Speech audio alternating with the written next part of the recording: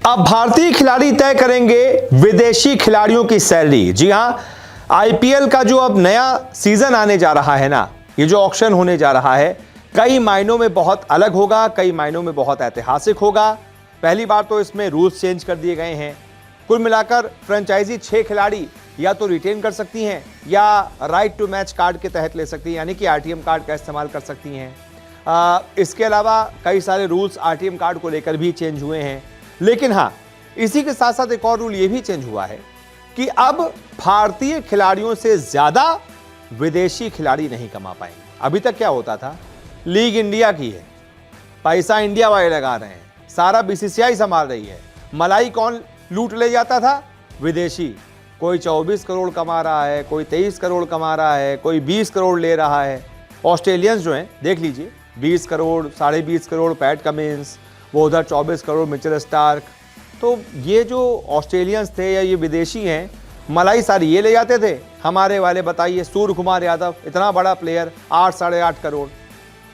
अब ठीक है, हमारी लीग है तो कम से कम हमारे प्लेयर्स ज़्यादा पैसे कमाने चाहिए। तो इस बार ये बहुत अच्छा रूल लाया गया है कि अब भारतीय खिलाड़ियों की सैलरी से तय होगा कि विदेशी खिलाड़ियों की कितनी सैलरी मिलेगी, और भारतीय खिलाड़ियों से ज़्यादा विदेशियों की सैलरी नहीं होगी। अब ये कैसे? देखिए, 2025 के ऑक्शन में किसी भारतीय खिलाड़ी की अधिकतम बोली मान लीजिए 16 करोड़ होती है। ये जो अभी 2025 का ऑक्शन आ रहा है, जो बोली लगेगी, जो मैक्सिमम बोली होगी किसी भी भारतीय खिलाड़ी की, मान लीजिए वो है 16 करोड़।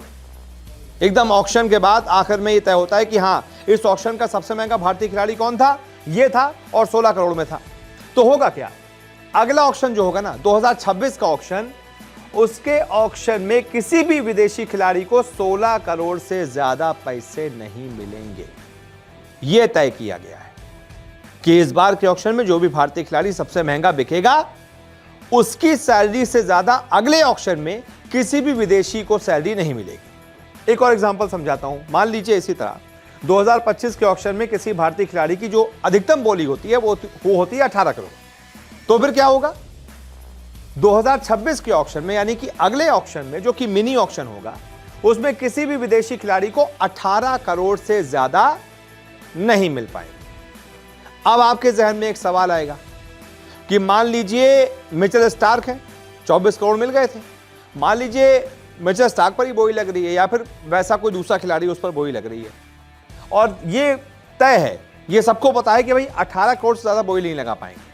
लेकिन अगर बोली लगती है, मान लीजिए 18 करोड़ 2 टीमें कह देती हैं, मान लीजिए आरसीबी कहती है हमको 2 स्टार्क, हम 18 करोड़ दे रहे हैं, और एक और टीम कहती है हमको भी दे दो भैया स्टार्क, हम भी 18 करोड़ दे रहे हैं, और जब ये तय है कि यार 18 करोड़ से ज्यादा दे ही नहीं सकते, तो मैं आपको एक चीज बता दूं कि बोली तो 18 करोड़ से ज्यादा की लग सकती है, लेकिन उस खिलाड़ी को 18 करोड़ से ज्यादा पैसे नहीं मिलेंगे। बोली मान लीजिए 25 करोड़ की लग गई।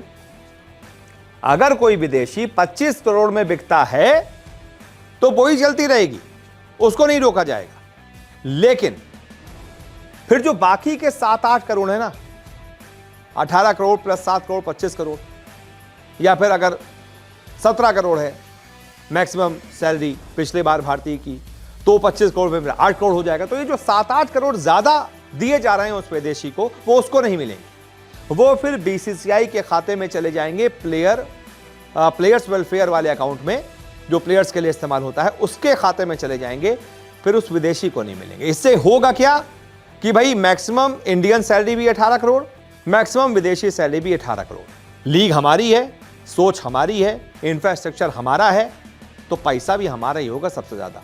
कोई विदेशी मलाई काट के नहीं ले जाएगा। तो ये है, इस बार इसीलिए ये रूल लाया गया है कि भारतीय खिलाड़ियों की सैलरी से तय होगा विदेशी खिलाड़ियों की सैलरी का स्ट्रक्चर, और भारतीय खिलाड़ी से ज्यादा कोई भी विदेशी खिलाड़ी सैलरी नहीं ले पाएगा। अब आप बताइए, ये रूल आपको कैसा लग रहा है? आपकी इस बारे में क्या राय है? फिलहाल इस वीडियो को देखने के लिए बहुत बहुत शुक्रिया।